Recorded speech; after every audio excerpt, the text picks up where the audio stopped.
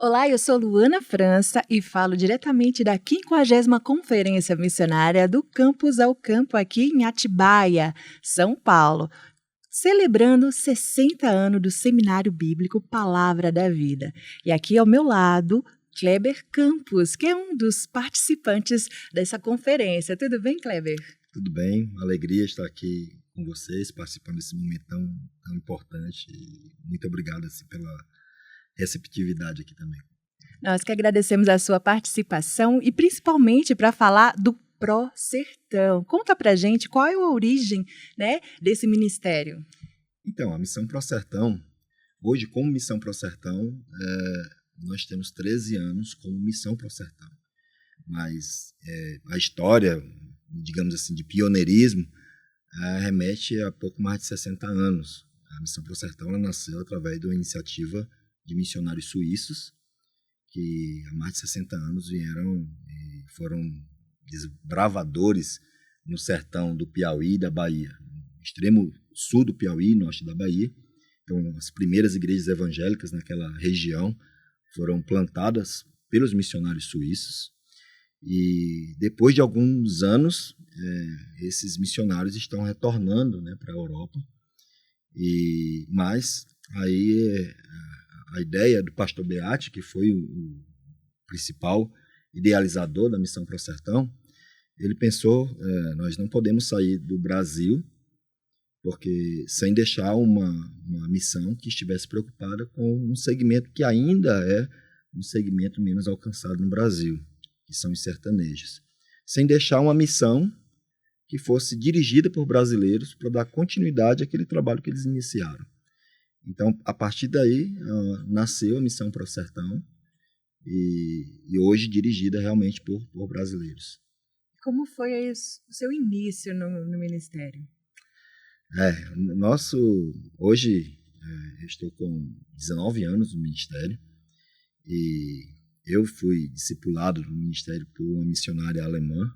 Ela pegou muito no meu pé e ela me apresentou para os missionários suíços na época. E eu era recém-casado, e aí ela me apresentou para o pastor Beatti, e eu tive uma conversa com ele debaixo de uma mangueira, e essa conversa durou 2 horas mais ou menos. E ele me fez o desafio para mim e para minha esposa, para que em 15 dias a gente pudesse deixar tudo lá em Teresina e partir para uma cidade chamada Amarante, ajudar um casal de missionários de uma igreja que estava sendo plantada lá naquele lugar, e também de uma outra cidade chamada São Francisco do Maranhão, que é dividida apenas pelo rio Parnaíba. E depois dessa conversa de 2 horas, 15 dias depois, nós estávamos lá, meio sem saber como que ia ser e o que ia acontecer. Aí, desde então, nós estamos aí há 19 anos e fomos para o campo e nunca mais retornamos. Compartilhe um pouco mais sobre o ministério, quais são as frentes, como vocês atuam, né, nessa área que é tão importante, né? Tantas pessoas têm pouco acesso a conhecimento ali de como essas pessoas estão em vulnerabilidade, muitas vezes não têm acesso, né? Porque estão ali em localidades bem isoladas, né? Então, a evangelização do sertão, ela é muito desafiadora, porque a Missão Pró-Sertão, ela foca os esforços principalmente para que o povo da zona rural seja alcançado. Nos últimos anos, para a glória de Deus, o evangelho tem avançado bastante no sertão, mas ele tem se restringido muito à zona urbana, enquanto a zona rural ela continua sendo um grande desafio. Nós chamamos que é as últimas fronteiras do sertão, que são as comunidades rurais. Só para você ter uma ideia, no Piauí, 1/3 da população piauiense ela é rural. E desse 1/3 da população, que é um pouco mais de 1 milhão de pessoas que moram na zona rural, apenas menos de 1% conhece o evangelho. Então há uma imensidão de povoados que não há um evangélico, não há uma igreja envolvida em algum tipo de trabalho ou iniciativa nessas comunidades. Então nosso desafio hoje é trabalhar para que essa realidade ela seja transformada. E para isso nós trabalhamos pelo menos com 4 frentes de trabalho, 4 ações. A primeira é a mobilização. A gente tem trabalhado na mobilização de igrejas do Brasil para que possam olhar para essa realidade do sertão e olhar para o sertanejo e ver isso como um desafio realmente da igreja brasileira para que a gente possa alcançar essas comunidades. Nós fazemos um trabalho de mobilização também com jovens e através de parcerias, principalmente com os seminários. Nós temos hoje uma parceria muito importante com o Seminário Palavra da Vida em Benevides. Então, todo aluno do segundo ano, estudante do segundo ano do seminário, eles vão estagiar conosco. Inclusive, hoje, nós estamos recebendo um bom número de seminaristas e nós espalhamos esses seminaristas em diversos campos missionários no sertão. E eles têm essa experiência de quase um mês, né? São 22 dias, pouco mais do que isso, de imersão de verdade na cultura e no dia a dia ali com os missionários locais. Além disso, nós temos a capacitação. Nós temos um programa de capacitação chamado CMM, que visa capacitar o obreiro do sertão para o sertão. Por que nós fazemos isso? Porque há uma necessidade de uma capacitação mais adequada e contextualizada para o povo sertanejo. O povo sertanejo, por exemplo, o povo sertanejo ele é oral, culturalmente oral. Então, é importante que o obreiro que está lá no sertão, ele saiba contar as histórias bíblicas, ele saiba aplicar isso de forma contextualizada. Uma outra questão também é que esses missionários que estão lá no sertão, muitas vezes, quando você tira ele de lá e coloca ele num seminário para estudar 4 anos, dificilmente ele retorna para o campo missionário de origem. Então, nós oferecemos uma capacitação sem a necessidade de tirar ele do local. Então, esse é um curso que vem sendo aperfeiçoado há mais de 30 anos e que hoje eu não tenho dúvida nenhuma que é o mais adequado para a capacitação do obreiro sertanejo. Outro aspecto muito importante também é o cultural. A religião também é muito forte. Como vocês ali lidam com isso em Campos, né? Essa questão cultural da religião. Então, são duas coisas que elas não se separam, né? A questão cultural do sertanejo é muito ligada à religiosidade. E aí, às vezes, as pessoas até falam que o sertanejo ele é muito católico. E ele, de fato, se declara católico. Mas o que, na verdade, acontece é que há uma religião autoconstruída, que é uma mistura do catolicismo, com o animismo, o candomblé, também é uma mistura. Quando nós falamos do povo sertanejo, principalmente da zona rural, nós falamos de uma parte da população que não tem assistência nem mesmo da Igreja Católica. Porque em muitas dessas comunidades tem uma celebração uma vez por ano. Muitas vezes, quando tem batismo de crianças, então junta crianças das diversas comunidades e fazem um movimento só para isso, né? Algumas comunidades têm algumas capelas que são erguidas pelos próprios moradores. Mas não acontece nada, não tem missa, não tem nada. É mais uma religiosidade de ir lá limpar o templo, limpar aquele espaço, ter as imagens de devoção para fazer as suas preces. Então, há essa cultura, embora seja denominada católica, mas facilmente... Deixa eu contar uma coisa bem interessante, que é uma característica do sertanejo, e tem a ver com essa religiosidade. Um sertanejo, ele pode ir para uma missa pela manhã, à tarde ele pode receber a visita de um crente e lá ele vai compartilhar o evangelho com ele, vai orar por ele, e à noite ele vai para um terreiro de macumba e para ele isso é absolutamente normal, né? Absolutamente normal. Então a religiosidade é uma religiosidade construída e o maior desafio, eu até digo que nós precisamos fazer uma desintoxicação religiosa. De que maneira? Apresentando Jesus, de fato, quem é Jesus. Porque o sertanejo, ele tem uma ideia, alguns têm uma ideia de quem é Jesus, mas Jesus é só mais um entre tantos outros santos de devoção. Porque a figura maior para o sertanejo não é Jesus. A figura maior para o sertanejo, em termos de religiosidade, é Maria. Maria é a figura mais venerada no contexto religioso, teológico do sertanejo. E como é a receptividade deles? Eu lembro que tem uma questão de lei dos crentes. Eu não sei se ainda eles falam isso. Eu conheci uma pessoa que falava assim, você entrou para a lei dos crentes, né? Era da Paraíba até. Sim, sim. E tenho até uma história curiosa em relação a isso.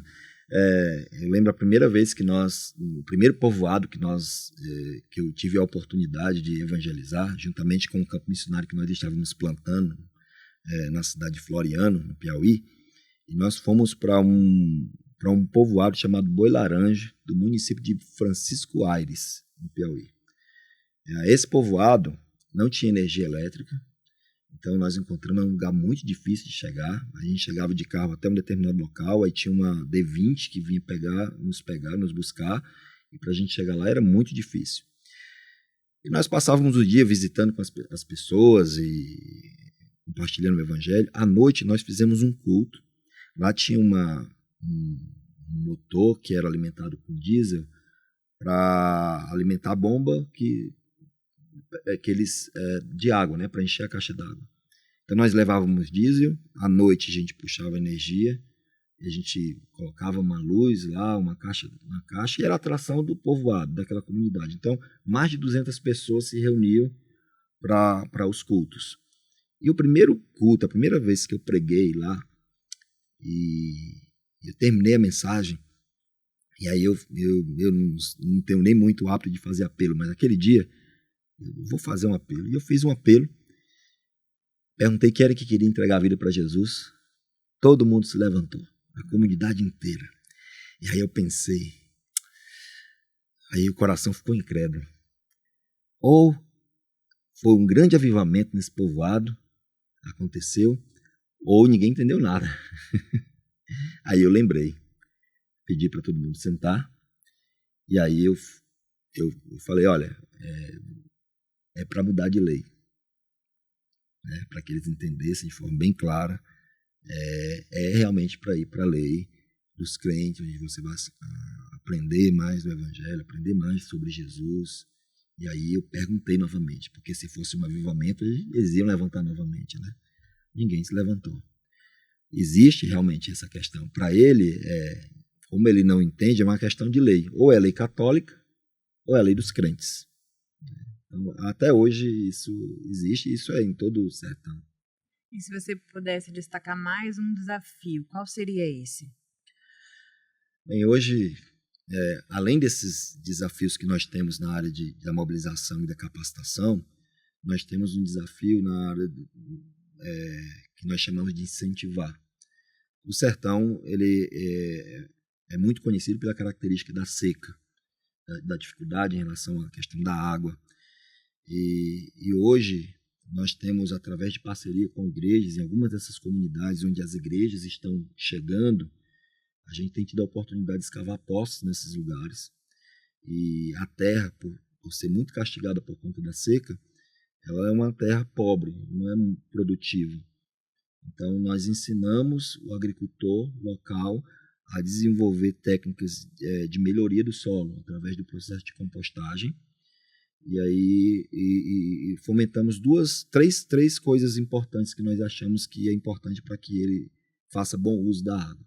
Primeiro, são roças permanentes. É um tipo de roça que todos os dias ele limpa, ele planta e ele colhe. A ideia é que, independente da época do ano, ele tenha algo para colher.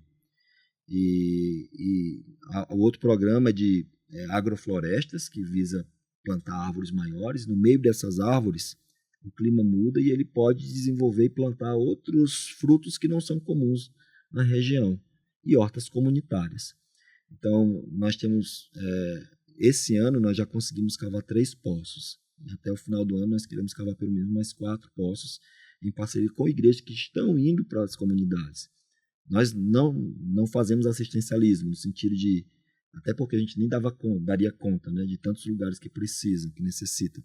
Mas se a igreja adota aquela comunidade, ela começa a ali pregar o evangelho, e existe essa necessidade local, a Missão Pro Sertão, ela é uma ferramenta que a igreja pode usar também para abençoar, e a igreja sendo instrumento também de transformação naquele contexto que é tão difícil. Outro aspecto é da igreja local, que ela está ali, ela vê de perto como é realmente a situação daquelas pessoas, mas as igrejas do Brasil afora, eles têm essa ciência de como são os desafios, né? E eles enviam missionários para o sertão, para missões específicas do Nordeste. Esse é um dos grandes desafios da mobilização. A gente tem trabalhado na mobilização justamente para que o sertão ele se torne conhecido. Nos últimos anos, a gente tem visto realmente algumas igrejas já tendo esse interesse maior pelo sertão nordestino. Eu lembro que, pelo menos há mais ou menos 15 anos atrás, eu participava de conferências missionárias, não se ouvia falar no desafio do sertão. Mas hoje não. Hoje, dificilmente, numa conferência missionária não se fala do desafio do sertão. Então, os desafios missionários do sertão hoje são desafios conhecidos. O que ainda a gente precisa entender, e esse é um dos trabalhos que a Pro Sertão tem, é que não é só ir ao sertão, mas existe o sertão urbano, existe o sertão rural. E hoje as últimas fronteiras do sertão é o sertão rural, que precisam ser alcançados. E é interessante porque para alcançar a zona rural, a estratégia não é a mesma estratégia que você usa para plantar a igreja na zona urbana. Então, esse é um dos grandes desafios, mas nós temos recebido boas respostas nos últimos anos de igrejas, de missionários que estão sendo enviados para o contexto sertanejo. E quais são essas estratégias? E aproveitando, tem algum testemunho aí que você possa compartilhar sobre transformação genuína? Então, a gente não pode pensar que a gente vai plantar a igreja como na zona urbana ou na zona rural. Mas, porque a gente tem uma ideia do templo que precisa ser construído, e lá vai ter um obreiro, e aquele obreiro vai ser sustentado pelo trabalho da igreja, enfim. Se nós pensávamos dessa forma, para a plantação de igreja na zona rural, nós não iremos conseguir atingir os nossos objetivos. Porque nós estamos falando de povoados que são 40 famílias, 30 famílias, povoados às vezes um pouco menores, outros um pouco maiores, povoados simples, e que se você pensar em construir uma igreja em cada um desses lugares, seria impossível, né? Mas nós percebemos o que a gente pode contar assim, de testemunho dentre vários testemunhos que a gente tem presenciado durante esses anos, é a forma como as pessoas reagem ao evangelho quando ele chega nessas comunidades. Por exemplo, nós recentemente escavamos um poço num povoado chamado Pau de Birro. Nesse povoado chamado Pau de Birro, na verdade, assim, o obreiro de lá foi formado no CMM, no nosso curso de Missões e Ministérios.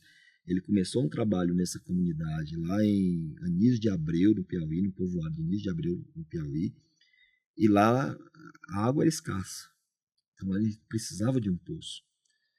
E eles tentaram por várias maneiras, através de governo, de prefeitura, e nunca conseguiram. Então a igreja chegou nessa comunidade, e através da parceria com o Pro Sertão nós escavamos o poço lá.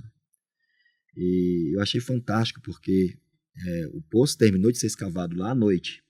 A água jorrando, e as crianças e as pessoas correndo para o poço para tomarem banho da água que ainda estava jorrando do poço sendo escavado. E foi muito bonito, porque muita gente gritando e falando glória a Deus, glória a Deus, glória a Deus pela água. E a igreja sendo instrumento de transformação ali. Nesse mesmo povoado, quando nós terminamos de colocar toda a estrutura com caixa d'água e uma torneira e um chuveiro nas casas, quando a gente instalou o chuveiro na casa lá, um senhor chamado Manelinho ligou e entrou debaixo da água com roupa e tudo. E aí as pessoas rindo dele porque que ele tinha feito aquilo. Ele disse, eu tenho 53 anos de idade, é a primeira vez que eu estou tomando banho de chuveiro. Então, veja isso. E as portas elas se abrem para o evangelho de uma maneira grandiosa, né? Porque a igreja chegou tirando aquele pensamento de que eles vêm, daqui a pouco estão pedindo dinheiro. Pelo contrário, a igreja chegou e ajudou na transformação daquela comunidade, tanto com a pregação do evangelho, como também suprindo as necessidades físicas e que eles necessitavam. E muitas pessoas não fazem ideia dessas necessidades básicas, né, que não têm acesso.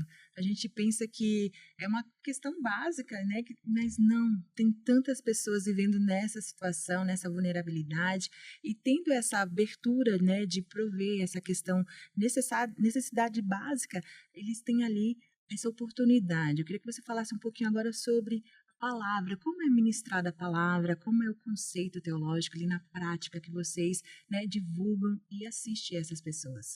Então, a mensagem do evangelho para o sertanejo, ela precisa ser contextualizada à característica do sertanejo. O sertanejo, ele é de característica oral. Então, se eu chegar na casa de um sertanejo, eu vou abrir a Bíblia, ler um texto e começar a explicar, o texto ele vai se esforçar muito para entender, para compreender. Mas logo, logo, a tendência é que ele esqueça rapidamente. Mas o sertanejo ele tem uma característica incrível de memorizar histórias. Então, quando você conta uma história para um sertanejo, bíblica, ele memoriza aquela história. Quando você volta lá novamente, ele guardou aquela história. Você pode perguntar e ele ainda lembra da história. É como Jesus fazia contando parábolas. Então, a evangelização do povo sertanejo, ela passa muito por isso, né? E você contar uma história, trazer uma aplicação bíblica para que eles possam compreender melhor aquilo que está sendo pregado. Então, a gente tem, inclusive, agora, nós estamos introduzindo dentro do nosso curso do CMM a contação de história, né? A contação de história, porque é muito importante. Para você ter uma ideia, quando a gente começa a contar uma história hoje, devido a essas novelas que tem bíblica, salvo alguns elementos que são colocados a mais ou a menos, quando a gente começa a contar uma história bíblica, logo eles se remetem àquilo que eles assistiram, né? E aí eles começam a interagir. É incrível como eles interagem com a história. Mas quando você simplesmente pega um texto e tenta explicar aquele texto, você não vê muita interação. Isso é uma característica bem interessante. Muito interessante. Agora, falando mais sobre o missionário, qual é a característica principal do missionário que atua no sertão? Ou não tem uma característica específica? Eu acho que a característica principal é a simplicidade. É a simplicidade. A gente chama assim, a gente não pode ter frescura. Ele tem que tomar banho gelado quando necessário. Tem que comer o que colocar, né? Então, assim... Buchada, galinha caipira, comer o pé da galinha, né? Então, tem coisa... a gente fala isso, né? Às vezes, para os seminaristas que vão visitar, que vão trabalhar nesse trabalho de visitação nas casas, quando o sertanejo ele recebe você, ele oferece aquilo que ele tem para você, ele está oferecendo porque ele gostou de você. Então, quando você rejeita, diz, eu não quero, eu não como isso, não como aquilo, ele acha que você está com nojo, alguma coisa assim, e você já cria uma certa resistência, né? Então, eu sempre disse, tem que ter humildade, tem que realmente não ter frescura, né? Tem que comer de tudo. Toda vez que eu vou para Paraíba, eu saio com uns 20 quilos a mais, porque você entrou, a pessoa ofereceu, você tem que comer, você tem que fazer ali e a única forma de saber que você gostou da comida é quando você repete. É verdade. Se você não repetiu, é engraçado isso, porque quando você vai, se você não repetiu, ele pergunta, você não gostou da comida? Exatamente. É assim, não é? E essa é a ideia mesmo, se você não repetir é porque você não gostou. Que legal. É bem interessante. É bem interessante. Eu quero que você fale agora um pouquinho sobre as suas perspectivas para o futuro, principalmente aí nos planos, né, que o Pró-Sertão tem que alcançar ainda.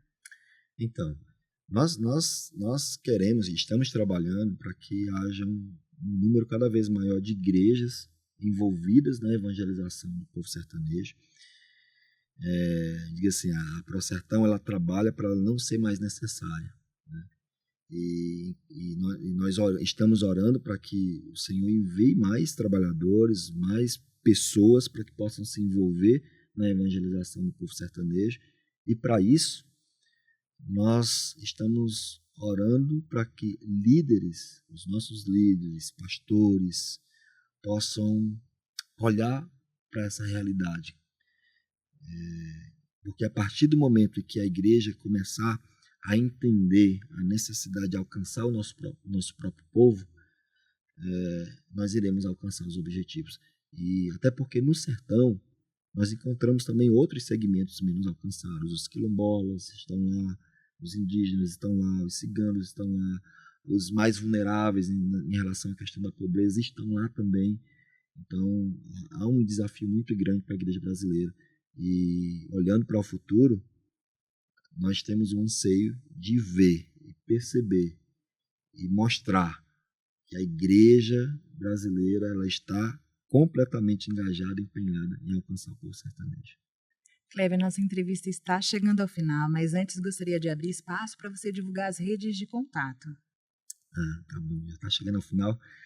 Obrigado por tudo. Então, nós temos nossa rede social, a Missão ProSertão, no Instagram. Lá a gente divulga algumas coisas que estão acontecendo, alguns projetos. Agora, em julho, nós estaremos realizando nosso primeiro projeto missionário de férias, né? Que vai acontecer na cidade de Demerval Lobão, no Piauí. E você pode também ter acesso através das nossas redes sociais. E também nós temos o site www.prosertão.org. Também você pode encontrar muita coisa boa e também entrar em contato com a gente. Perfeito. Falamos com Kleber Campos, que é missionário do ProSertão. Muito obrigada aqui pela sua participação. Eu que agradeço, Luana, satisfação, muita alegria estar aqui com vocês.